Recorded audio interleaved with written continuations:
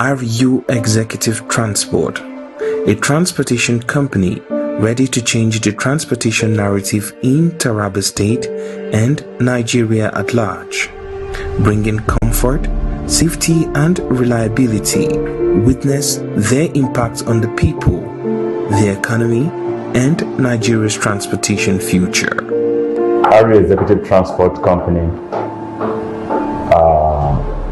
was actually incorporated sometime in 2024, and the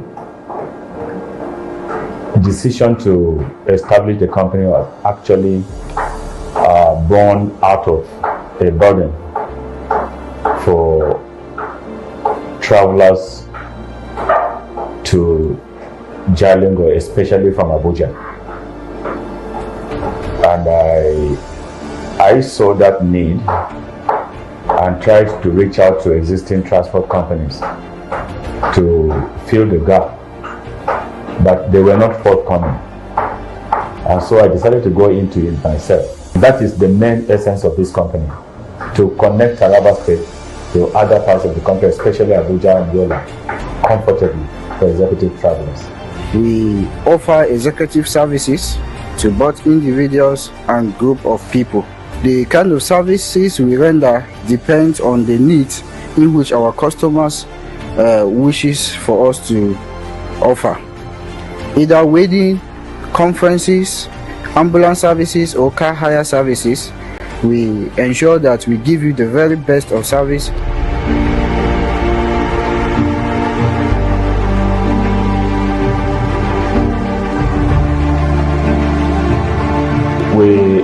We offer shuttle services. We started with Jalingo Yola, and right now as I'm talking to you, we are already looking out for a terminal in Abuja, because Abuja route is actually the ultimate.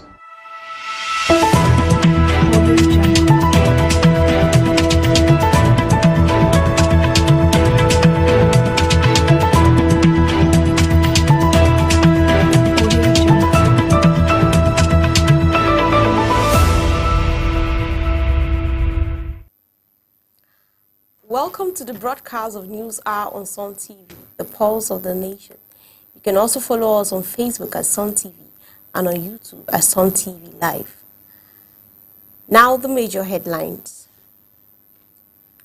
NGF mourns Plateau killing, urge ends to violence and embrace dialogue. Governor Mutfwang banned night grazing, tightens cattle movements amid fresh attacks. 15 million Nigerians at risk of flooding in 2025. Shettima wants federal government to approve 15 billion naira response fund. I am Mercy Jero, and now the news in full. The Kwara State Governor and Chairman of the Nigerian Governor Forums, Malam Abdurrahman Abdulrazak, has expressed deep sorrow over the renewed violence in the parts of Plateau State, which has resulted in multiple deaths and injury. In a statement issued in Ilorin, Abdulrazak extended the NGF's condolences to the government and the people of Plateau State, as well as the families affected by the tragic incident. He described the development as regrettable, especially considering the recent period of peace and harmony in the state, which he attributed to the collaborative efforts of government authorities and traditional rulers and community leaders. The NGF called on religious and community leaders to support Governor Caleb Mutfwang in efforts to calm tensions, promote reconciliation and sustain peace. Emphasizing the human cost of the violence, Abdulrazak reminded that all stakeholders that the victims were not mere statistics but represented lost hopes and livelihoods of many families. He urged an immediate end to all forms of violence and advocated for dialogue as a pathway to lasting peace, while praying for the repose of the deceased and a speedy recovery for the injured. Plateau State Governor Caleb Mutfwang has announced a ban of night grazing and restricted the movement of cattle in vehicles after 7 p.m. across the state. The directive follows a series of deadly attacks in rural communities, including a recent violence in Mangwa and Bassa. local government area where dozens were killed and homes destroyed. In a statewide broadcast, the governor stated that the measures are part of the border effort to address rising insecurities and dismantle oversimplified narratives among farmer herders' conflict.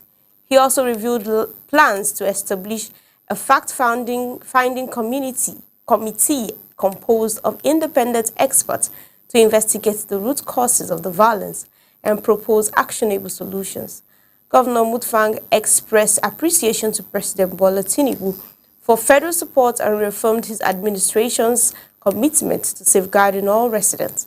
He called for calm and cooperation as security operations continue in affected areas, particularly following attacks in Houthi, Joso, Darfur, and the recent assault on Zaike and Kimpang communities. Vice President Kashim Shettima has revealed that about 15 million Nigerians are at high risk of flooding in 2025. Speaking at a validation workshop on the Anticipatory Action Framework in Abuja, he emphasized the federal government's proactive measures to prevent disaster, contrasting with past reactive approaches. He highlighted the urgent need for collaboration between federal and state agencies to address the threat, noting that Nigeria loses 5% of its GDP to flood annually. Shettima disclosed that President Bola Tinubu has approved 15 billion naira for emergency response efforts. He also condemned recent attacks in Plateau State, conveyed the president's condolences to affected families, and advocated non-military solution to the ongoing security crisis in the Plateau and northeastern region. The federal government has already warned of heavy rains and flooding in 30 states and the FCT, with coastal and riverine areas in the south-south particularly at risk due to rising sea levels. Traditional rulers from the northern Nigeria converged in Maiduguri, Borno State to deliberate on escalating security challenges, including Boko Haram insurgency, banditry, and kidnapping. At the 7th Executive Council meeting of the Northern Traditional Rulers, the Sultan of Sokoto, Alhaji Muhammad Sa'ad Abubakar III stressed the need for immediate action over endless dialogue, warning that those in authority would be held accountable by God for continued loss of innocent lives. The Sultan called for stronger collaboration between traditional rulers and security agencies, urging the end to ethnic profiling of criminals. Vice President Kashim Shettima, represented by Governor Babangana Zulum, reaffirmed the federal government's commitment to working with traditional institutions to combat insecurity. Governor Zulum noted that without peace, development in areas like education, agriculture, and commerce cannot be achieved. He assured that the governors would push for constitutional recognition of traditional rulers' role. The Gombe State Governor and Chairman of the Northern Governors Forum, Nwa Yahaya, advocated synergy among security agencies rather than rivalry. The Chief of Defense Staff, represented by Major General Wahidi Shuabu, pledged military collaboration with traditional authorities, while Inspector General of Police Kayode Egbekun, represented by AIG Ikenchukwu Owole, called for moral and cultural reawakening. Meanwhile, during a condolence visit to the Plateau State over a recent attack that claimed over 50 lives in Bassa local government area, IGP Egbekun warned against shielding criminals within communities and reaffirmed increased security deployment. Governor Caleb Mutfwang, who described the killing as genocide, urged national unity in fighting crime and acknowledged President Tinubu's support in the crisis. Ekiti State Governor Biodun Oyebanji has reaffirmed his administration's commitment to ensuring the Ekiti Agro-Allied International Cargo Airport, which operates at global standards. This comes as the state firmly engaged AAC Management Limited, a renowned airport facility management firm led by Christopher Penick. Speaking in Ado Ekiti, the governor highlighted the airport's strategic role in driving economic growth attracting investment and enhancing transportation in the region. He expressed confidence that the facility would serve both domestic and international operations, contributing significantly to the southwestern national economy. Oyebanji acknowledged ongoing challenges, especially power supply, noting steps to connect the airport to the national grid and partner with a private independent power plant. He announced plans to install an instrument landing system for night operation and to develop the airport into a hub for pilgrimage activity. Infrastructure developments are also underway, with the federal government awarding the main airport road project and the state targeting completion of the ring road by June. Penny commended the state's efforts, stating the airport was already generating revenue and held strong potential for expansion, with the goal of becoming self-sustaining and profitable. Nigeria has reduced electricity supply to the Niger Republic from 80 megawatts to 46 megawatts, representing a 42% cut in line with ongoing regional sanctions following the July 2023 COP that outstayed President Mohamed Bazoum. Niger Energy Minister Huau Amadou said the reduction has caused power generation to drop up to 50%, leading to prolonged outage, especially in the capital. Niamey, the cut bank comes as Nigeria grapples with its own power crisis, generating just over 5,000 megawatts for over 200 million people, far below the estimated 30,000 megawatts needed for stable supply. The situation has been worsened by low gas supply, inadequate infrastructure, and mass debt burden. Power generation companies under the Association of Power Generation Companies have warned of a potential shutdown due to over 4 trillion naira in unpaid debt, including 2 trillion naira for electricity supply in 2024 and 1.9 trillion naira in legacy debt. They decried receiving less than 30% of payment for monthly power invoices and accused market operators of unfair disbursements under the sector's waterfall arrangement. In response, Minister of Power Adebayo Adelabu has pledged government intervention with the Minister of Finance expected to handle the payment soon. Electricity supply has been restored to Bayelsa and part of Rivers State after the Transmission Company of Nigeria, TCN, completed the reconstruction of 4 vandalized transmission towers along the Owori-Ahoada line, with bulk power now flowing through the repaired lines. The Port Harcourt Electricity Distribution Company has resumed electricity supply to areas that has been without power for 34 days. TCN urged local communities to support efforts against the vandalism of critical power infrastructures across the country. In Jigawa State, the government has mandated the female security operative employed by 3 private security firms in the state be allowed to wear hijabs while on duty. The directive announced by the Commissioner for Information, Shagar Musa, follows the State Executive Council resolution aimed at promoting inclusivity and respecting cultural and religious value. According to the government, the policy affects female operatives among the 9,969 personnel recruited for schools, hospitals, and courts, is intended to boost their morale and confidence by allowing religious expression in the workplace. Additionally, the council approved the release of 516.1 million naira for flight tickets for 185 Jigawa students studying medicine and related courses at the Near East University in Cyprus, representing its commitment to Education and Student Welfare Board. The government also announced the launch of Jigawa State Creativity and Innovation Week from 2025 to foster youth talent in technology, design, entrepreneurship, and the arts, reinforcing its dedication to human capital development.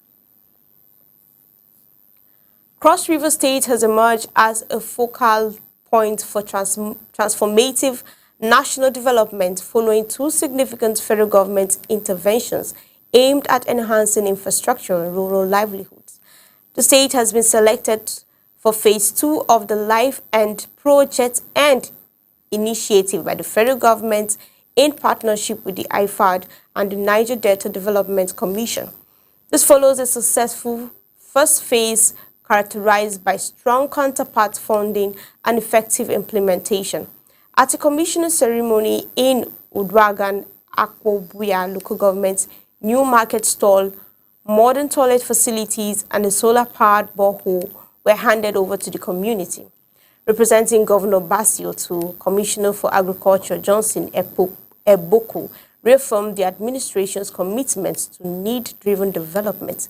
Grateful residents welcomed the facilities, noting it was the first structural market in over 3 decades. More communities are expected to benefit as the initiative expand. In a related development, the federal government has flagged off Section 3A and 3B of the Lagos-Calabar Coastal Highway in Calabar, a key component of multi-state infrastructure project aimed at boosting trade, tourism, and economic growth across 8 coastal states. Minister of Work, Engineer David Umahi, described the highway as a symbol of national progress, while Governor Basio, to representing President Bola Tinubu, expressed gratitude for the investment, emphasizing its economic potential for Cross River and surrounding regions. Minister of State for Works, Bello Gurono, and other stakeholders commended the administration's commitment in delivering on its campaign promises.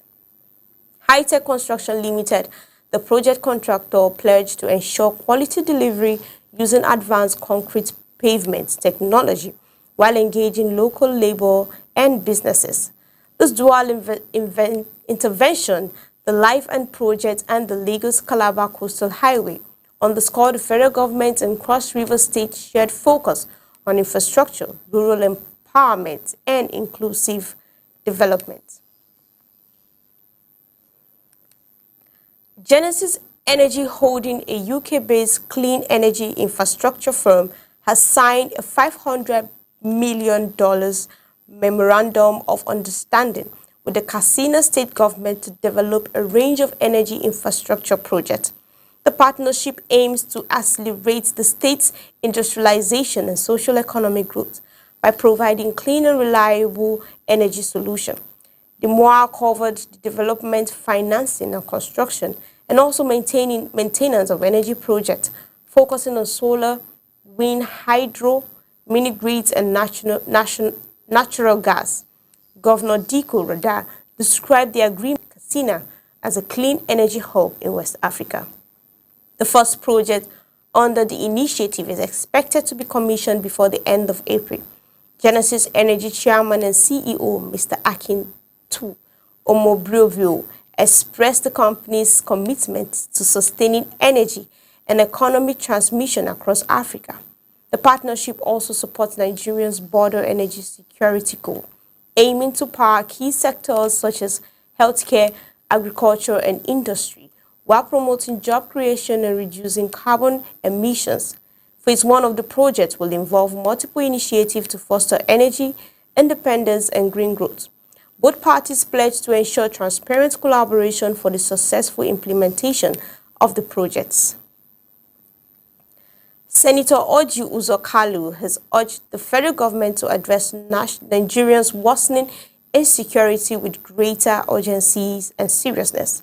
Representing Abia North and chairing the Senate Committee on the Southeast Development Commission, Kalu highlighted the escalating threats, particularly in Borno State, warning that the Southeast would face a similar fate if proactive measures are not taken. He criticized the politicalization of security matters, emphasizing that the issue transcends party line and must be approached with sincerity. Kalu also condemned the ongoing verbal exchange between the Minister of Information, Mohammed Idris, and Borno State Governor, Professor Babangana Zulum, calling for unity and truthful briefing to the President. Kalu stressed the strategic importance of the Southeast for national commerce and logistics and advocated for increased support to security agency.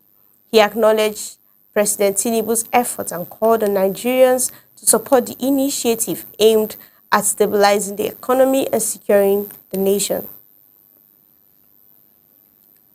Zamfara State Elders Peace Group of All Progressive Congress has criticized Governor Dauda Lawal over the recent remark targeting the Minister of State for Defense, Dr. Mohammed Bello.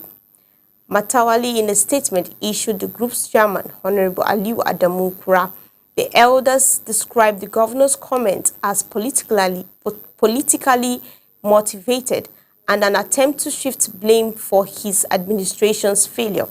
They warned that no amount of political vengeance against Matawali would prevent the APC from reclaiming its stolen mandate in the 2027 general election, adding that Zamfara remain an APC stronghold. The group accused Governor Lawal for failing to address the state's pressing challenges, citing worsening insecurity, poor education infrastructure, with over 65% of primary schools abandoned, acute water scarcity, and a collapsed healthcare system. They noted that only 3 firefighting vehicles remain functional statewide, down from 14 inherited from Matawali's administration. The elders condemned the governor's alleged focus on white elephant projects and prioritization of political appointees, investment over public welfare. They urged Lawal to concentrate on governance rather than political fields, warning that his actions are eroding his reputation and undermining peace and political cohesion in the state. Senator Ned Nwoku of Delta North has confirmed growing support for the creation of Anioma State, revealing endorsement from President Bola Tinubu and All Progressive Congress National Chairman Alhaji Umar Ganduje. Speaking from his hometown in Indumeje, Uboku, Nwoku stated that the move is no longer a dream but a done deal, following assurances from the APC leadership during a recent rally in Abo. Nwoku said he left the People's Democratic Party for the APC based on commitments to establish a normal state, complete to Okwayi Power Project, and finish the Uwasi Uku Dam, not for electoral ambition ahead of 2027. He stressed that a normal statehood would secure greater federal presence, including the installment of governor and senator from the region, and promote infrastructure, job creation, and youth empowerment. Ganduje, addressing party support in Agba, described the proposed state as a tool for unity and development, assuring that Anoma people of the APC full backing. Nwoku also reiterated his commitment to legislative efforts aimed at national development and welfare of his constituents. Kebbi State is currently facing a dual challenge of soaring inflation and ongoing effort to strengthen peace and security across the communities.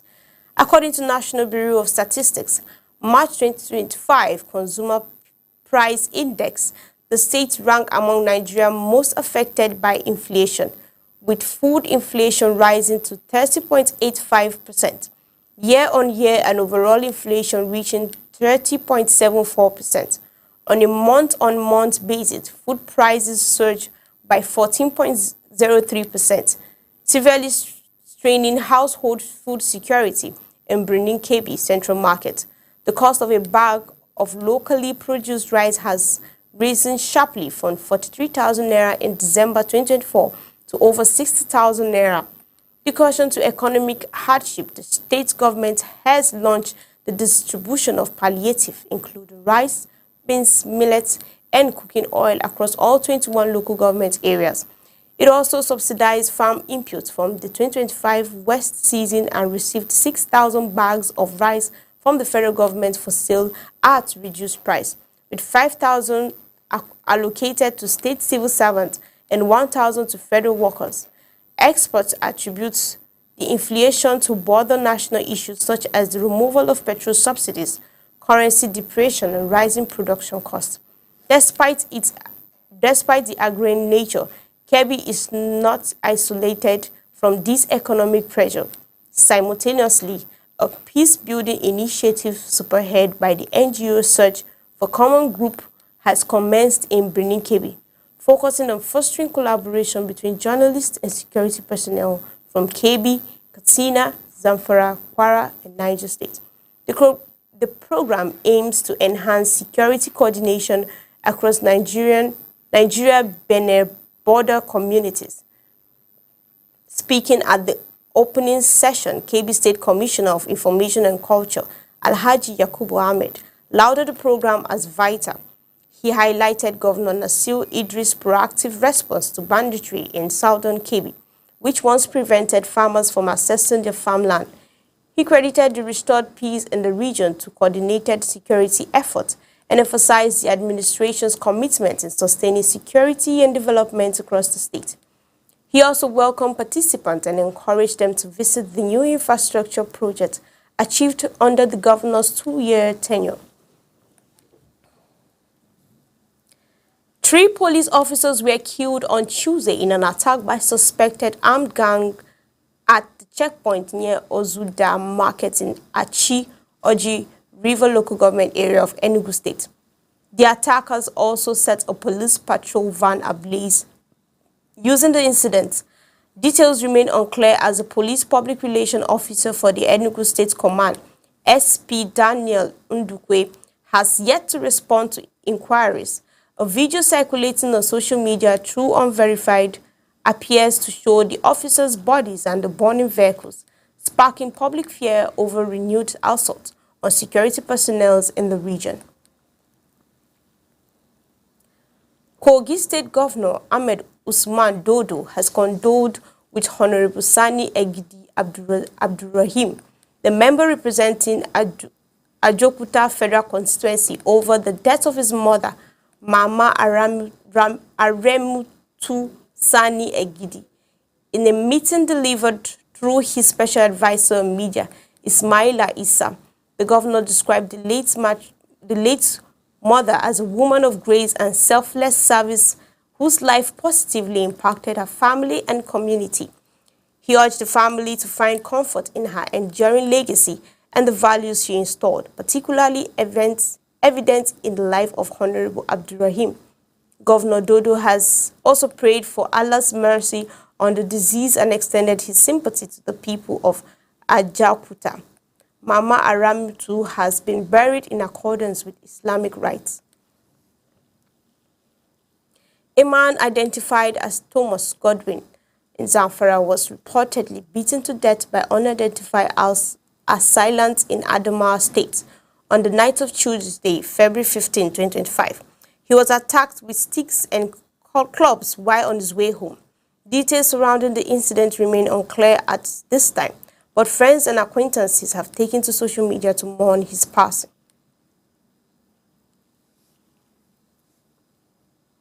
We are taking a short break now. Don't change the channel. We'll be right back with more exciting updates on Sun TV.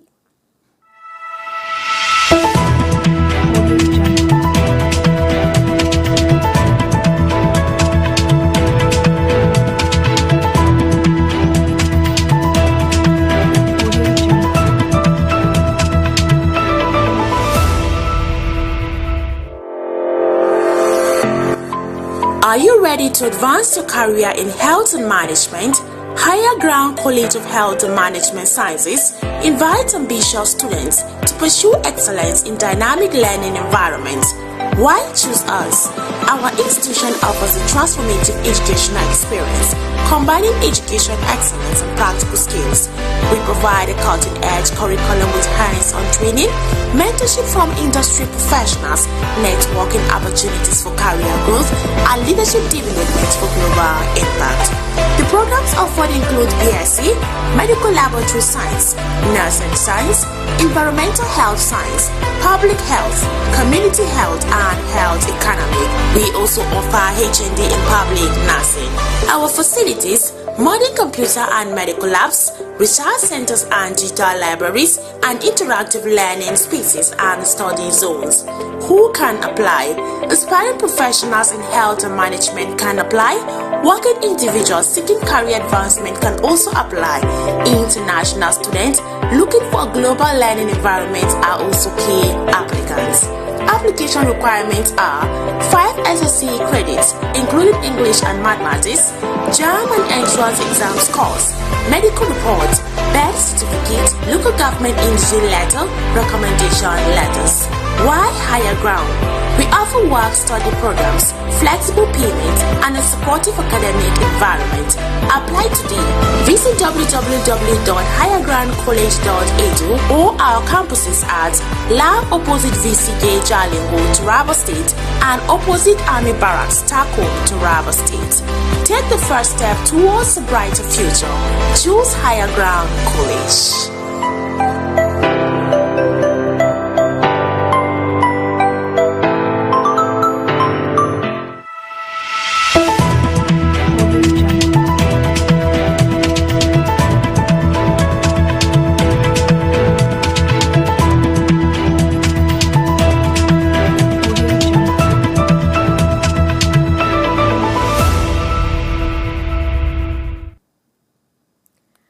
Welcome back. We are glad you're still with us. Coming up next, the Rivers State Judiciary has dismissed claim by Chief Magistrate AKG King George that he voluntarily resigned in the protest over the appointment of retired Vice Admiral Ibok Eti Ibas as sole administrator of the state.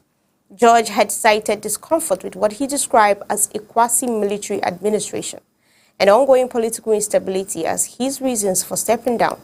However, Chief Registrar of the Rivers State High Court, David Uwa Manduniye, clarified that George was actually compulsorily retired on February 10, 2025, following a Judiciary Service Commission disciplinary panel finding. The panel reportedly found him guilty of gross misconduct, including extended absence from duty without official leave between August 2023 and December 2024.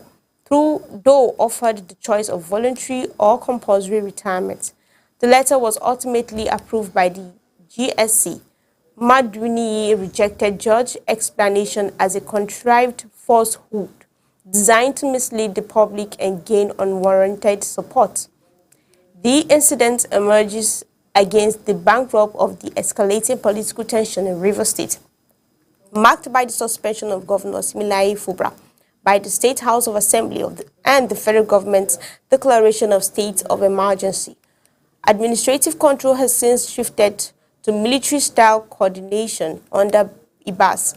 In a related development, the House of Representatives has set up a 19-member ad hoc committee chaired by House Leader Julius Ihovire and disputed by Minority Whip Ali Issa, to monitor the implementation of the state of emergency. The committee is charged with ensuring that governance in Rivers State remains consistent with constitutional norms, transparency, and rule of law. Gombe State chapter of the Small-Scale Women Farmers Organization in Nigeria has raised concerns over the adverse impact of post-harvest losses on food security.